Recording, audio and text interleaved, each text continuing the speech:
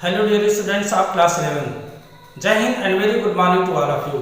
प्यारे विद्यार्थियों, आपके इंग्लिश की बुक इस नए सत्र 2020-21 में चेंज हो गई है। अब आप मैथ, फिजिक्स, केमिस्ट्री, बायोलॉजी की ही तरह इंग्लिश भी अब एनसीईआरटी कोर्स का पढ़ेंगे। इस बार क्या हुआ है कि एनसीईआरटी की दो बुक्स हॉर्नबिल और स्नैपशॉट को मिलाकर एक सिंगल बुक बना दी गई है। और जो आपका हॉर्नबिल है एनसीईआरटी की बुक है वो लिटरेचर रीडिंग है, वो लिटरेचर की टेक्स्ट बुक है, और दूसरा जो स्नैपशॉट है वह सप्लीमेंट्री रीडर का है।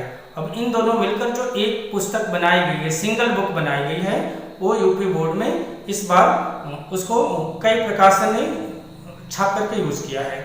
तो चलिए हम इसी बुक का हॉर्नबिल का जो प्रोज एंड पोएट्री का सेक्शन है उसका पहला लेसन है the portrait of a lady, और इस लेसन के राइटर हैं सरदार खुशवंत सिंह।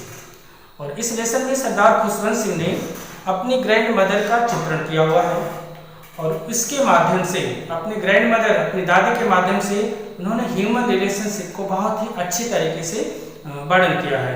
तो चलिए हम लोग देखते हैं कि इस first lesson the portrait of lady में सरदार खुशवंत सिंह किस तरह से ह्यूमन रिलेशनशिप का वर्णन करते हैं। यह रिलेशनशिप चाहे ह्यूमन टू ह्यूमन हो और चाहे ह्यूमन टू एनिमल बीइंग हो, उसको बहुत ही अच्छी तरीके से उन्होंने चित्रित किया है। Okay, let's start the first lesson the portrait of a lady. The portrait of a lady written by Khushwant Singh. My grandmother like everybody's grandmother was an old woman. तो लेखक कह रहे हैं कि मेरी दादी भी हर किसी की दादी की तरह एक बूढ़ी महिला थी। She had been old and wrinkled for 20 years। वह बूढ़ी थी और झुर्रियों से भरी हुई थी फॉर द 20 years, 20 वर्षों से, दैट आई हैड नोन हर, जब से मैं उन्हें देखा था, जब से मैं उन्हें जानता था। People said that she had once been young and pretty. लोग कहते हैं कि वह कभी यंग थी, मीन्स युवती थी, एंड प्रिटी तथा सुंदर भी थी, and had even had a husband, और उनका एक पति भी था, बट लेकिन that was hard to believe, पर विश्वास करना बहुत ही मुश्किल था। ये लेखक के लिए, लेखक कह रहे हैं, खुशवंत सिंह कह रहे हैं कि वह कभी सुंदर भी थी, कभी वह युवती थी, यंग थी, और उनका कोई हस्बैंड भी था। इस पर विश्वास करना मुझे बहुत ही मुश्किल था। My grandfather's portrait hung above the mantelpiece in the drawing room. इनके जो दादाजी थे, लेखक कह रहे हैं कि मेरे दादाजी का चित्र जो फायर पीस होता है, जहाँ मेंटल पीस दिया हुआ, फायर पीस के ऊपर, मतलब अंगीठी के ऊपर जो ड्राइंग रूम है, बैठक में लटका हुआ था।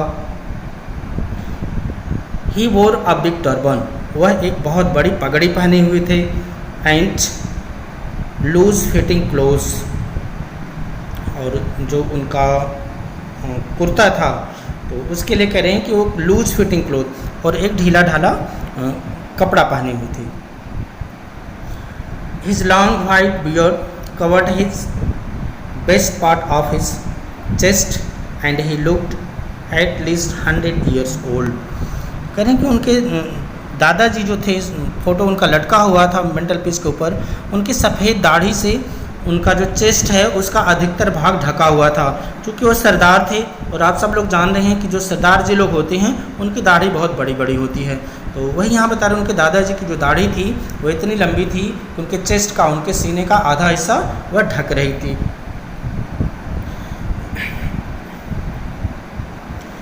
He did not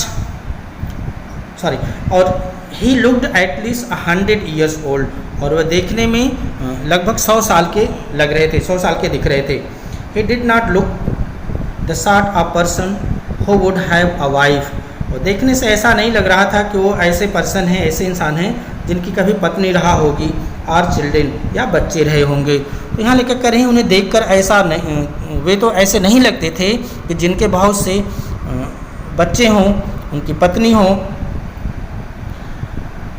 He looked if he could only have lots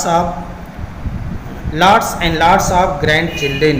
उनको देखकर सिर्फ यही लगता था कि उनके बहुत सारे ग्रैंड चिल्ड्रन होंगे, granddaughter and grandsons होंगे, और ऐसा नहीं लग रहा था कि उनके बेटे बेटियां और पत्नी भी रही होंगी। As far as my grandmother being young and pretty the thought was almost revolting. तो जहाँ तक लेखक ने जहाँ तक मेरी दादी के यंग और प्रिटी होने का सवाल है, जहाँ तक मेरी दादी के जवान तथा सुंदर होने की बात है, यह बात वह उनको घृणात्मक विचार की थी। ऐसा वो लग रहा था कि ऐसा संभव नहीं है कि उनकी दादी भी कभी भी यंग और प्रिटी रही होंगी। She often told us of the games she used to play as child. वो हमें अक्सर उन खेलों के बारे में बताती थी जो वो बचपन में खेला करती थी। That seems quite absurd and undignified on her part and we treat it like the fable of the prophet she used to tell us. उनके लिए ऐसा करना मूर्खता तथा अपमानजनक प्रतीत होता था, ये एब्सर्ड लगता था एंड अनडिग्निफाइड लगता था ऑन हिज पार्ट, उनकी तरफ से। और लेखक कह रहे हैं कि we treated like the fables, और हम लोग उनकी बातों को बिल्कुल एक कहानी की तरह सुनते थे। जैसे कि हमें जो प्रॉफिट होते हैं, धर्म गुरु होते हैं, वो हमें किसी विषय के बारे में कथा सुनाते हैं, उसी तरह से हम उनकी बातों को सुनते थे। She had always been short and fight. लेखक कह रहे हैं कि short and fight and slightly bent. लेखक कह रहे जब से ही मैं उनको देख रहा हूँ, और वो हमेशा ही एक छोटी मतलब नाटे कद की, मोटी तथा थोड़ी सी झुकी हुई थी। सबको मालूम है कि अगर आदमी बूढ़ा हो जाता है तो कमर से थोड़ा सा बेंट हो जाता है, झुक जाता है, कोबड़ निकल आती है। Her face was criss cross wrinkled running from everywhere to everywhere. लेकिन कहें उनका जो चेहरा था वो झुर्रियों से भरा हुआ था, उसमें क्रिस क्रॉस थे, एक धारियाँ दूसरी धारियों को काट रही थी, जो कि एक जगह से दूसरे जगह तक, सब जगह, एवरीवेयर टू एवरीवेयर का मतलब है कि उनके चेहरे पर चारों तरफ जहाँ भी देखो वहाँ पर झुर्रियाँ ही पड़ी थी और वो क्रिस क्रॉस में थी, एक दूसरे को काट रही थी। No we were certain she had always been as we had known her. लोग क्या करेंगे, नहीं, हम विश्वास करते हैं कि वे, हमने जब से उन्हें देखा है वे सदैव ऐसी ही थी। मतलब जब से वो अपनी दादी को देख रहे हैं वो वैसी ही दिख रही हैं, उनके एज में और उनके किसी भी तरह के फिजिक में कोई परिवर्तन नहीं हुआ है।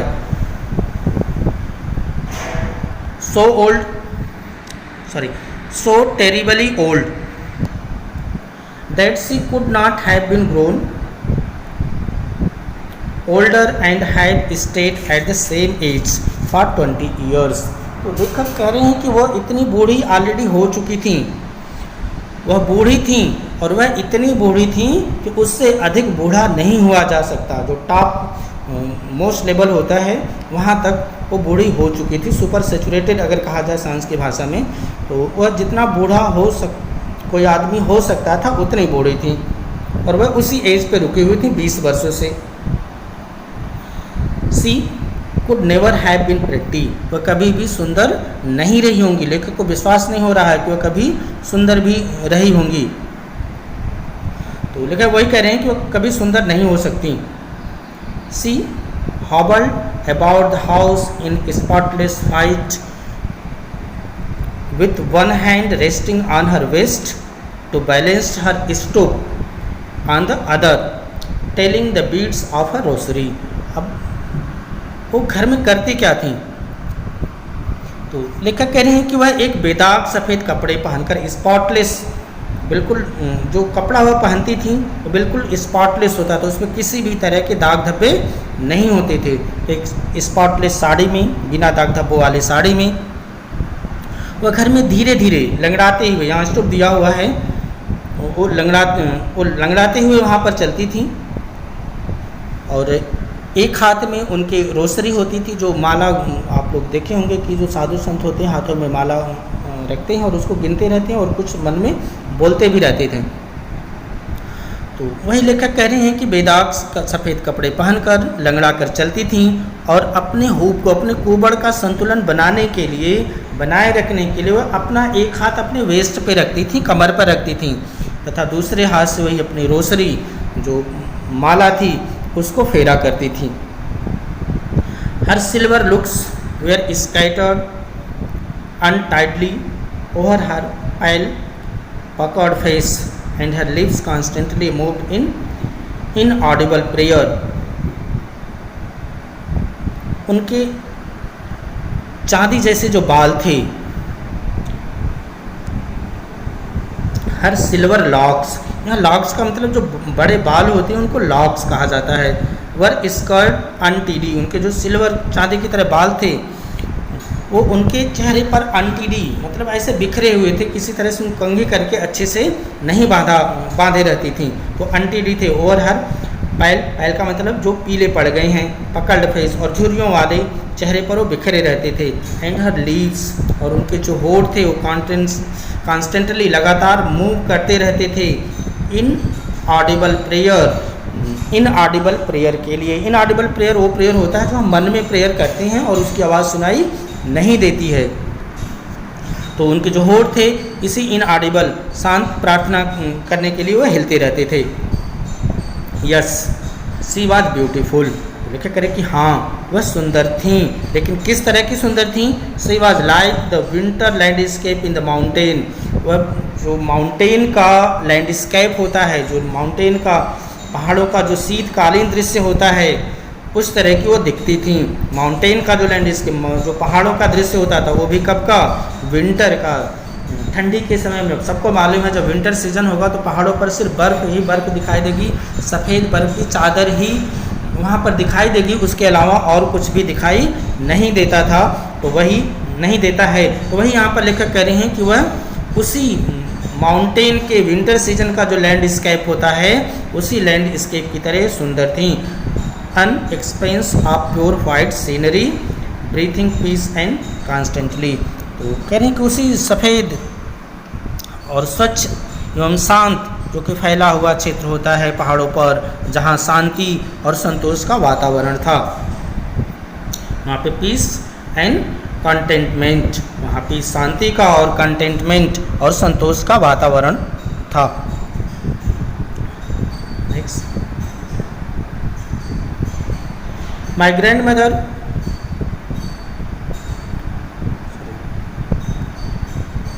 Grandmother and I were friends, मेरी दादी और मैं अच्छे मित्र थे। My parents left me with her when they went to live in city and we were constantly together, हमारे माता पिता जब शहर में रहने के लिए चले गए तो उन्होंने मुझे मेरी दादी के पास छोड़ दिया। हम सदैव कंटिन्यूसली हम लोग साथ ही रहते थे। She used to wake me up in the morning, वो मुझे सवेरे जगाया करती थी। And get me ready for school, और स्कूल के लिए तैयार करती थी। She said her morning prayer in monotonous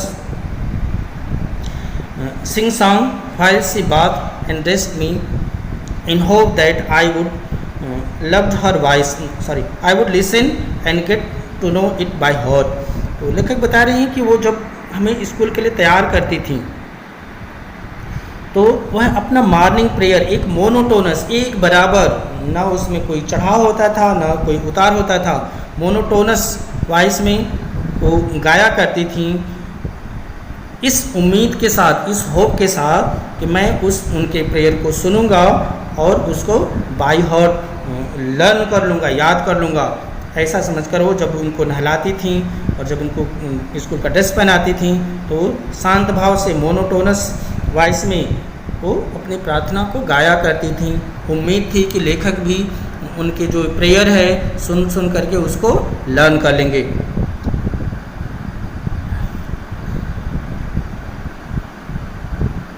I listened because I loved her voice, लेखक कह रहे हैं कि मैं उनकी प्रार्थना को तो सुनता था सिर्फ इसलिए क्योंकि मुझे उनकी आवाज़ पसंद थी, but never bothered to learn it, लेकिन मैंने उनको लर्न करने के लिए कभी भी नहीं सोचा, उसको लर्न करने की जहमत मैंने नहीं उठाई।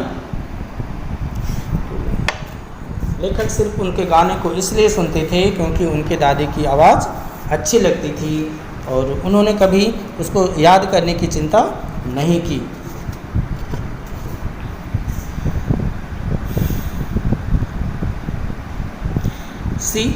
Then she would fetch my wooden slate, which she had already washed and plastered with yellow chalk, a tiny earthen pink pot and a red pen, tied them all in bundle and hand it to me.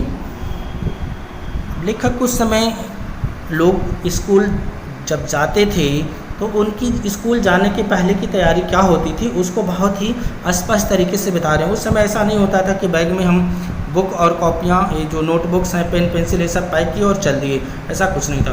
तो उस समय जब लोग जाते थे school में तो एक लकड़ी की पटरी होती थी और वो पटरी लेकर जाते थे। जाने से पहले उसको अच्छी तरह से साफ करके कालिख लगाकर उसको तैयार करके जाते थे कि स्कूल में सब काम ना करना पड़े। लेखक के लिए ये सारा काम उनकी दादी करती थी। तो वही यहाँ पर करें कि जो हमारी लकड़ी की पटरी होती थी, लकड़ी का जो पढ़ने का वही उनकी कॉपी होती थी, उसी पे लिखना मिटाना सब कुछ होता था। लेकिन करें कि जो मेरी वही पटरी होती थी उसको पहले वो मुल्तानी मिट्टी से पोत देती थी। फिर एक उस समय मिट्टी का दवात होता था, बाद में फिर सीसी के दवात बनने लगे। तो मिट्टी के दवात और लिखने के लिए पेन पेंसिल नहीं होती थी उस समय। जो सरकंडा होता है, जो नरकट होता है, उसी से लोग कलम बनाते थे। तो लेखक वही एग्जैक्ट बता रही हैं कि हमारी पटरी को साफ करके और जो मिट्टी का दवात होता था उसको और जो सरकंडे की कलम होती थी, इन सब को वो मेरे बस्ते में बांध करके मुझे पकड़ा दिया करती थी। After a breakfast of a thick steel chapati with a little butter and sugar spread on it we went to school.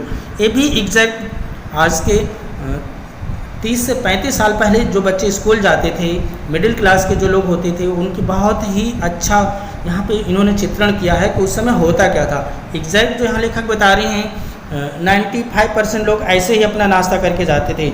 लेखक बता रहे हैं कि सुबह सुबह में मोटी और बासी रोटी का, आफ्टर एक ब्रेकफास्ट ऑफ थिक स्टील चपाती, ये नाश्ता किसका करते थे? एक मोटी और बासी चपाती का, बासी रोटी का, with a little butter and sugar spread on it, थोड़ा सा उस पर बटर, घी और थोड़ा सा चीनी उस पर लगा करके पोत दिया जाता था। तो वही लेखक भी बता रहे हैं कि हमारी मोटी और बासी रोटी होती थी उस पर थोड़ा सा बटर और शुगर स्प्रेड कर दिया जाता था और उसको एज ए ब्रेकफास्ट लेते थे एंड वेंट टू स्कूल, और स्कूल जाते थे। तो वही बता रहे हैं कि हम इस तरह का नाश्ता करके स्कूल जाते थे। She carried several stale chapatis with her for the village dog, और जब वो लेखक को स्कूल छोड़ने जाती थी तो अपने साथ कुछ बासी चपातीज, बासी रोटी को भी लेकर जाती थी। वो किस लिए? वो गांव के कुत्तों के लिए, विलेज डॉग्स के लिए। My grandmother always went to school with me because the school was attached to the temple. मेरी दादी हमेशा मेरे साथ स्कूल जाती थी क्योंकि स्कूल मंदिर के ही साथ लगा हुआ था, मंदिर से सटा हुआ था। The priest taught us the alphabet, जो पुजारी थे वो हम लोगों को अल्फ़ाबेट सुनाते थे, एंड द मॉर्निंग प्रेयर, और मॉर्निंग प्रेयर करवाते थे। प्रातःकालीन की जो प्रार्थना होती है उसको सिखाते थे और अल्फ़ाबेट सिखाते थे। While the children sat in row in either side of the verandah singing the alphabet और the prayer in chorus, my grandmother sat inside reading the scriptures. तो जब सारे बच्चे बरामदे के दोनों ओर बैठ जाते थे और बरामदे के दोनों साइड, आइदर साइड बैठ करके जब वर्णमाला को याद करते थे, उसको रिपीट कर करके उसको याद करते थे और प्रार्थना को दोहराते थे, प्रार्थना को गाते थे, तो लेखक कह रहे हैं कि तब मेरी दादी मंदिर के अंदर बैठ करके जो स्क्रिप्चर्स हैं, जो धार्मिक पुस्तकें हैं, उनको पढ़ा करती थी। When we had both finished, जब हम दोनों का ही कार्य समाप्त हो जाता था, मतलब लेखक की पढ़ाई और उनके दादी का मंदिर में जो धार्मिक पुस्तकें पढ़ती थी, दोनों कार्य जब समाप्त हो जाता था, we would walk back together, तो हम दोनों साथ साथ फिर वापस घर आते थे। This time the village dogs would meet us at the temple door, और यही वो समय होता था जब गांव के कुत्ते हमें मंदिर के डोर पर मिलते थे, मंदिर के दरवाजे पर मिलते थे। They followed us to our home, और वो कुत्ते उसी रोटी के लालच में इनके पीछे पीछे इनके घर तक आते थे। ग्रोलिंग एंड फाइटिंग, गुर्राते हुए और आपस में लड़ते हुए विथ ईच अदर, एक दूसरे के साथ, for the chapatis we throw to them, और उन चपातियों के वो लड़ते थे जिन चपातियों को हम लोग उनके लिए डालते थे। तो उन्हीं रोटियों के लालच में गुर्राते हुए, आपस में लड़ते झगड़ते हुए, फाइट करते हुए, और पीछे पीछे कुत्ते भी लेखक के घर तक पहुंच जाते थे। When my parents were comfortably settled in city, जब मेरे माता पिता शहर में आराम से बस गए, कंफर्टेबली सेटल हो गए, दे सेंट फॉर अस, तब उन्होंने मुझे भी बुलवा लिया। That was a turning point in our friendship, और यही हमारी और दादी जी की फ्रेंडशिप में एक टर्निंग पॉइंट था, यहीं पर एक मोड़ आ गया। Although we share the same room, यद्यपि हम दोनों, मैं और दादी भी एक ही कमरे में रहते थे। My grandmother no longer came to school with me, लेकिन मेरी दादी मेरे साथ मेरे स्कूल नहीं जाती थी। I used to go to an English school in a motor bus, मैं एक इंग्लिश स्कूल में जाता था पढ़ने के लिए, और वो भी बस से जाता था, पैदल नहीं जाते थे। पैदल जाते तो हो सकता है दादी उनको छोड़ने के लिए जाती। तो ये लिखा करें कि मैं बस द्वारा इंग्लिश स्कूल में पढ़ने जाता था। There were no dogs in the street, और गली में वहाँ पर कुत्ते भी नहीं थे। She took to feeding sparrow in the courtyard of our city house, अब जब कुत्ते नहीं थे तो कुत्ते की जगह पे उन्होंने जो चिड़िया थी, स्पैरोज थी, उनको इन्होंने दाना देना शुरू कर दिया। तो ये लेखक बता रहे हैं कि वहाँ तो गली में कुत्ते थे नहीं, तब उन्होंने घर के आंगन में ही चिड़ियों को खिलाना शुरू कर दिया था। As the year rolled by we saw less of each other, जैसे जैसे साल बीतते गए हम एक दूसरे से कम मिलने लगे। For some time she continue to wake up and get me ready for school, कुछ समय तक वो मुझे सुबह जगाती थी तथा स्कूल के लिए तैयार करती थी।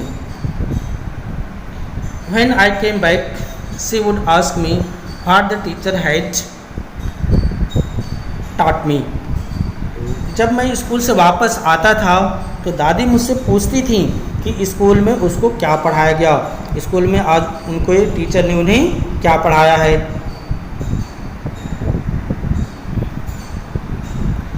I would tell her English word and little thing of Western science and learning. तो मैं उन्हें कुछ इंग्लिश के वर्ड बताता था जो स्कूल से सीख के आते थे, तो अंग्रेजी के शब्द तथा जो वेस्टर्न साइंस है, पश्चिम का जो विज्ञान है उसके बारे में बताते थे। जो वेस्टर्न साइंस है उसमें क्या ही अपनी दादी को बताते थे, द लॉ ऑफ ग्रेविटी। अब दादी लॉ ऑफ ग्रेविटी को क्या जानेंगी, लेकिन लेखक उनको बताते थे, वेस्टर्न साइंस के बारे में बताते थे कि लॉ ऑफ ग्रेविटी क्या है, गुरुत्व का नियम क्या है, आर्किमिडीज प्रिंसिपल क्या है, आर्किमिडीज का सिद्धांत क्या है, द वर्ल्ड बीइंग राउंड, और ये जो संसार है, जो पृथ्वी है, अर्थ है, यह पूरी तरह से गोल है। ये सारी चीज़ें जो स्कूल से सीख के आते थे वो अपनी दादी को बताते थे। दिस मेड हर अनहैप्पी, और ये सब जानकर दादी जी बहुत दुखी होती थी, क्योंकि उनको लगता था ये जो सीख रहा है वो सही चीज़ नहीं सीख रहा, क्योंकि दादी को जो वेस्टर्न साइंस है उसको मालूम नहीं था। तो ये लेकर कर रहे हैं कि इससे वे दुखी हो जाती थी। She could not help me with my lesson, अब वो मेरे लेसन में, मेरे पढ़ाई में कोई भी मदद नहीं कर सकती थी, पाठों में सहायता नहीं कर सकती थी। She did not believe in the things they taught in English school and was distressed that there was no teaching about God and scriptures. वह जो अंग्रेजी की पढ़ाई थी, अंग्रेजी स्कूल में जो बातें बताई जाती थीं, जो इनको पढ़ाया जाता था, वह उस पर विश्वास नहीं करती थी, तथा वह इस बात पर और भी ज़्यादा दुखी थी कि इंग्लिश स्कूल में ना तो भगवान के बारे में बताया जाता है और ना ही no teaching about God and scriptures, कि ना तो ईश्वर के बारे में पढ़ाया जाता है, न धार्मिक ग्रंथों के बारे में कुछ बताया जाता है। इसी बात को लेकर वह बहुत ज़्यादा दुखी थी। One day I announce that we were being given music lesson. लेखक ने एक दिन मैं आकर के घर पे बताया, दादी जी को बताया कि हमें संगीत सिखाया जा रहा है, हमें गीत संगीत म्यूजिक सिखाई जा रही है। सी वॉज वेरी डिस्टर्ब। इस बात को लेकर वो बहुत ही परेशान हो गई, बहुत ज़्यादा डिस्टर्ब हो गई। क्यों परेशान हुई? To her music had lewd association. उनके अनुसार जो म्यूजिक है, वो संगीत है, वह बहुत ही खराब है। उनके अनुसार संगीत का संबंध जो अशोभनीय चीज़ें हैं उनसे है। It was the monopoly of harlots and beggars. कह रहे हैं कि यह जो म्यूजिक है, संगीत है, गाना बजाना है, ये तो it is the monopoly of harlots. Harlots का मतलब वैश्याओं से, एंड बेगर्स और भिखारियों से। तो वो इस चीज़ को लेकर बहुत ज़्यादा चिढ़ गई। वो कहती थी कि यह तो भिखारियों तथा वैश्याओं का एकाधिकार है गीत और संगीत पर, भले लोगों के लिए इसका कोई मतलब नहीं है, भले लोगों के लिए संगीत नहीं है। ये gentle folk and not mean for gentle folk, और ये जेंटल फॉक के लिए, सभ्य लोगों के लिए इसका कोई मतलब नहीं है। जैसे ही लेखक ने कहा कि आज हमें संगीत सिखाया गया, इस पे वो बहुत ही ज़्यादा क्रोधित होती हैं, बहुत ज़्यादा गुस्से में आ जाती हैं और कहती हैं ये सभ्य लोगों के लिए नहीं है, ये सब तो भिखारी जैसे लोगों के लिए है। She said nothing but her silent mean disapproval.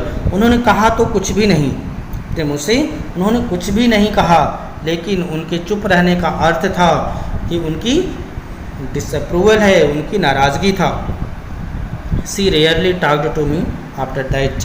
और उसके बाद वे मुझसे बहुत ही कम बोलती थीं, कभी कभी ही बात करती थीं। When I went up to university I was given in room of my own. जब मैं यूनिवर्सिटी में चला गया, जब मेरा दाखिला, मेरा एडमिशन यूनिवर्सिटी में हो गया, विश्वविद्यालय में हो गया, तो मुझे अलग से कमरा मिला।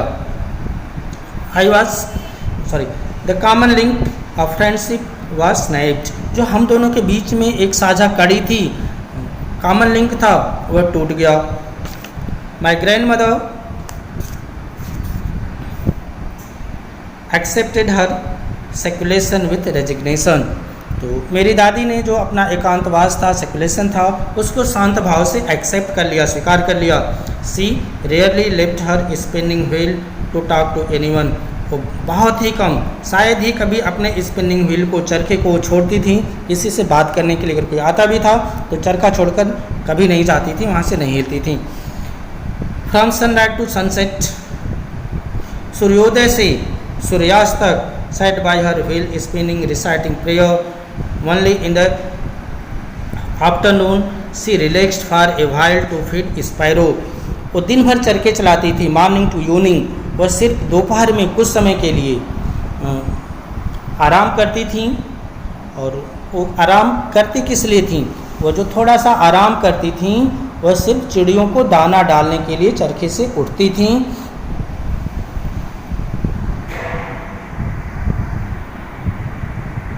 While she sat on the veranda, breaking the breads into little bits, hundreds of little birds collected around her chirping, a veritable bedlam of chirping. लेखक कह रहे हैं कि जब वो चिड़ियों को खिलाने के लिए ब्रेड, रोटी के टुकड़े तोड़ रही होती थीं, तो बहुत सारी चिड़ियाँ, और वो भी तीसरे पहर, वो तीसरे पहर ही वो आराम करती थीं, और तभी वो चरखे से उठती थीं। जब वे बरामदे में बैठकर रोटी के टुकड़े करती थीं, तो सैकड़ों छोटी छोटी जो बर्ड्स थीं, जो गौरैया थीं, स्पैरोज थीं, उनके चारों ओर इकट्ठा हो जाती थीं और चींची करके, ए वेरिएबल बेडलेम ऑफ चिरपिंग, और वो चींची चींची करके वो पागल बनाने वाले बहुत ही ज़्यादा शोर शराबा करती थीं। तो वही लेखक यहाँ पर कह रहे हैं, उनके चारों जब इकट्ठा होती थीं, तो जो चींची करने वाला शोर होता था, वह पागल बना देने वाला शोर होता था। तो लेखक कह रहे हैं कि वो तो चींची करके हमें पागल बना देती थी, तो बेडलेम ऑफ चिरपिंग होती थी। Some came and perched on her head, कुछ आती थी उनके पैर पर बैठ जाती थी। अदर ऑन हर शोल्डर्स, कुछ उनके कंधों पर बैठ जाती थी। Some even sat on her head, कुछ तो उनके सर पर ही बैठ जाती थी।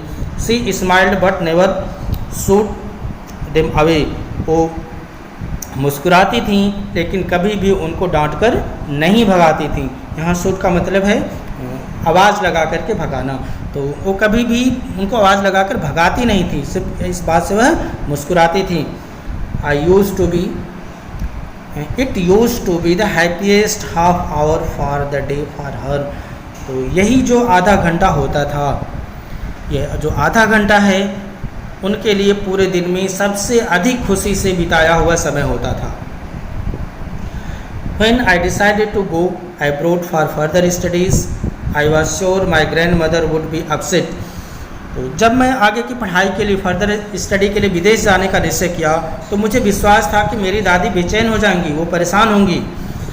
I would be away for 5 years, क्योंकि मैं 5 साल के लिए विदेश जा रहा था। हम 5 साल के लिए दादी से अलग होने जा रहे थे। And that her age could never tell, और इस आयु पर कोई विश्वास भी नहीं था कि 5 साल बाद अगर मैं वापस आता तो अपने दादी से मिल भी पाता कि नहीं मिल पाता। तो इसीलिए लेकर कह रहे हैं कि कोई भी उनकी आयु के बारे में विश्वास के साथ नहीं कह सकता था कि उनके साथ कब क्या हो जाएगा, कौन सी घटना घटित हो जाएगी। But my grand mother could, लेकिन मेरी दादी को तो विश्वास था। किसी को विश्वास नहीं था, लेकिन दादी जी को विश्वास था, वो पूरे कॉन्फिडेंस में थी। She was not even sentimental, और वह इस बात को लेकर तो भावुक भी नहीं हुई, वो सेंटिमेंटल भी नहीं हुई, बिल्कुल भी सेंटिमेंटल भी नहीं हुई कि उनका जो ग्रैंडसन है वह 5 साल के लिए विदेश जा रहा है, पता नहीं दोबारा वो जब आएगा तब तक मैं ज़िंदा रहूँगी कि नहीं रहूँगी। तो वही लेकर कह रहे हैं कि she was not even sentimental, वो थोड़ा सा भावुक भी नहीं हुई। She came to leave me at the railway station but did not talk or show any emotion. वह रेलवे स्टेशन पर तो मुझे छोड़ने के लिए आई, लेकिन वह मुझसे बोली भी नहीं और ना ही कोई भावना दिखाई, कोई भी फीलिंग्स उन्होंने शो नहीं किया कि वह उनके जाने से किसी तरह से उदास हैं। हर lips moved in prayer, her mind was lost in prayer. उनके जो होठ थे प्रार्थना करते हुए हिलते थे, प्रेयर में मूव करते थे, और उनका टोटल माइंड, उनका पूरा मस्तिष्क वो प्रार्थना में ही खोया हुआ था। Her fingers were busy telling the beads of a rosary, और उनकी जो उंगलियां थीं वो माला पहनने में व्यस्त थीं। Silently she kissed my forehead, और बहुत ही शांति से उन्होंने मेरे माथे को चूमा। And when I left I cherish the moist imprint as perhaps the last साई of physical contact between us. तो लेखक कह रहे हैं कि जब वो जाते समय चुपचाप मेरे माथे को चूमी, तथा जब मैं वहाँ से चला गया, जब मैं वहाँ से चला तो मैंने उस गीली छाप को, जो उनके किस करने से इनके चेहरे पे वो गीली छाप पड़ी थी, उसी को अपने शारीरिक संपर्क की अंतिम मूल्यवान निशानी मान करके और उसको अपने मन में उसको संभाले रखे थे। वो सोच रहे थे कि दादी का यह अंतिम चुंबन है, अंतिम किस है जो उन्होंने मुझे इतने प्यार से मेरे माथे पे किया है, इसके बाद शायद हम दादी से नहीं मिल पाएंगे, हमारा शारीरिक संपर्क फिजिकल कांटेक्ट नहीं हो पाएगा, हम न कभी दादी को छू पाएंगे न दादी हमें कभी छू पाएंगी, क्योंकि उनकी उम्र बहुत ही अधिक हो चुकी थी। वो कब उनके साथ क्या हो जाता कोई गारंटी नहीं थी। When I decided,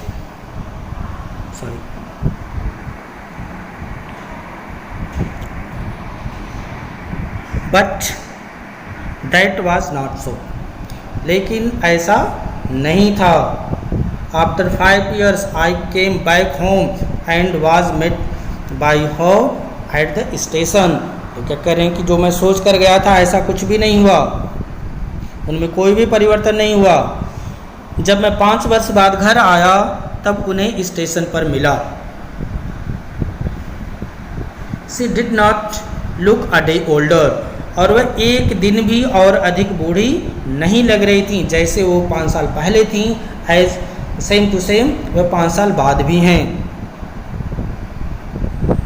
C still had no time for words, अभी भी उनके पास बात करने के लिए समय नहीं था। And while she clasped me in her arm I could hear reciting her prayer, और जब उन्होंने मुझे अपनी बाहों में भरा, क्लेप्स किया, तथा मैंने प्रार्थना करते हुए सुना। और जब वो गले लगा रही थी लेखक को, लेखक करें कि जब दादी ने मुझे गले लगाया तब भी मैं सुन रहा था कि वो प्रेयर को ही रिसाइट कर रही थी, उनका पूरा माइंड प्रेयर में ही था और कहीं पर नहीं था। Even on the first day of my arrival, her happiest moment were with her sparrow, whom she fed longer and with frivolous rebukes. लेकर करें मैं 5 साल बाद घर आया था, दादी को तो मेरे लिए बहुत ज़्यादा खुश होना चाहिए था, लेकिन मेरे वापस आने के पहले दिन भी उनका सबसे अधिक खुशी का जो पल था, सबसे अधिक जो खुशियों का समय था, वो चिड़ियों के साथ ही बीता, ना कि लेखक के साथ, जिन्हें वे पहले से ही अधिक देर तक खिलाती रहीं और हंसी से उनको फटकारती थीं। फेरिवोलस रिब्यूक्स मतलब किसी को हंस करके डांटना, गुस्से में नहीं डांटना। तो चिड़ियों को डांटती थी, लेकिन वो गुस्से में नहीं डांटती थी, हंस कर ही डांटती थी। इन the evening a change came over हर, और शाम के समय उनमें एक परिवर्तन हुआ। शी डिड नॉट प्रे, उन्होंने प्रार्थना नहीं की। She collected the women of the neighbourhood, उन्होंने आसपास की सभी महिलाओं को बुला लिया। गॉट एन ओल्ड ड्रम, और एक पुरानी ढोलक ले लिया। तो पुरानी ढोलक लेकर के एंड स्टार्ट सिंग्स, और गाना शुरू कर दिया। गांव के पड़ोसी जो महिलाएं थी, सब लोगों को उन्होंने बुलाया, पड़ोस की सभी महिलाओं को उन्होंने इकट्ठा किया तथा एक पुरानी ढोलक लेकर के, ओल्ड ड्रम लेकर के गाना शुरू कर दिया। बहुत ही अजीब हो रहा है। For several hours she thumped the sagging, कुछ घंटों तक, सेवरल आवर्स तक उन्होंने उस ढोल को पीटती रहीं और उस पर गीत गाती रहीं। Skin of the dilapidated drum and sang of the homecoming of warriors, कह रहे हैं कि ढोलक, घंटों तक ढोलक बजाती रहीं तथा वो एक ऐसा गीत गा रही थीं जब वॉरियर युद्ध से विजय हासिल करके घर आता है, तो घर वापसी पे जो गीत गाया जाता है, जो विजय का गीत गाया जाता है, दादी उस ढोल को पीट पीट कर वही विजय गीत गाना शुरू कर दी थी और घंटों तक उस गीत को गाएं। We had to persuade her to stop to avoid overstraining, और हम लोगों को उनको राज़ी करना पड़ा, उनको मनाना पड़ा कि वो मान जाएं, नहीं तो ओवर स्ट्रेसिंग हो जाएगी, वो बहुत ज़्यादा थक जाएंगी और इससे उनको प्रॉब्लम होगी।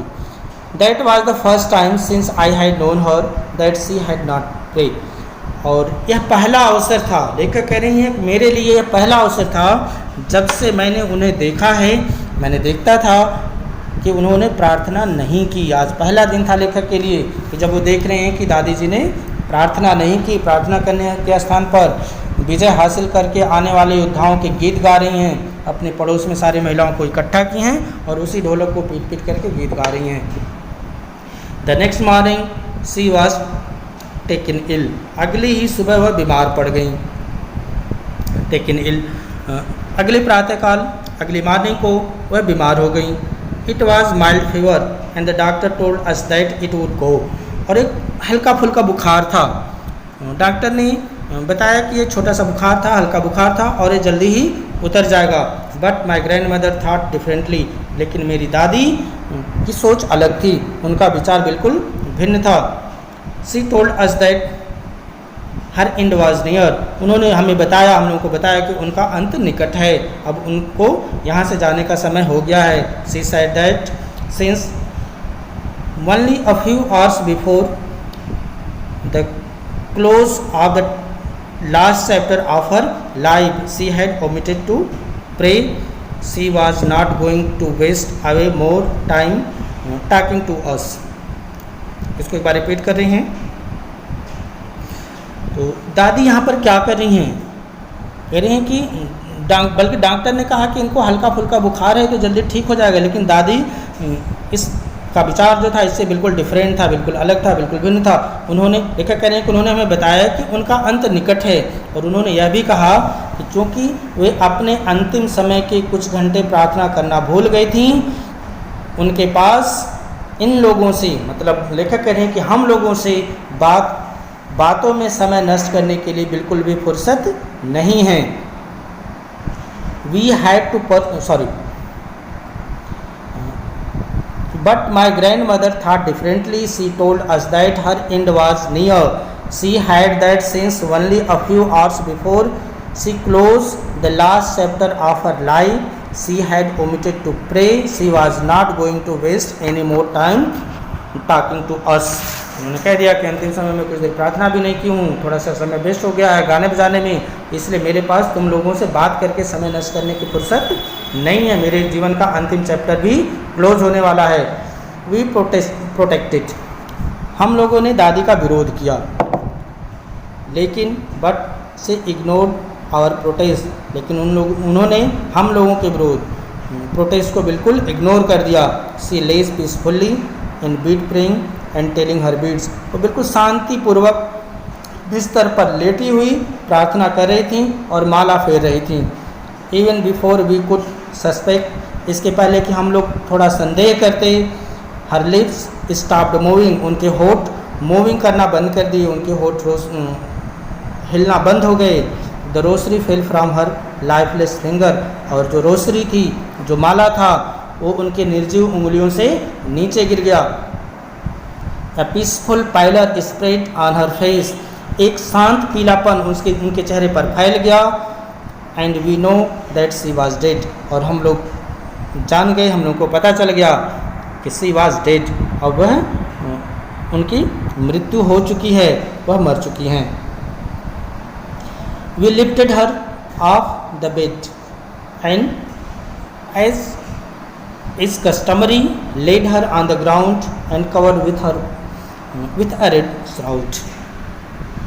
लेखक करें कि रीति रिवाज के अनुसार, जो रीति है, जो कस्टमरी है, जो कस्टम्स हैं, उसके अनुसार उन्हें बिस्तर से उठाकर फर्श पर लिटा दिया गया, और फर्श पर लिटाने के बाद, ग्राउंड पर लिटाने के बाद and covered with her a red shroud, और उनको एक लाल कफन से ढक दिया गया। After a few hours of mourning, we left her alone to take arrangement for her funeral।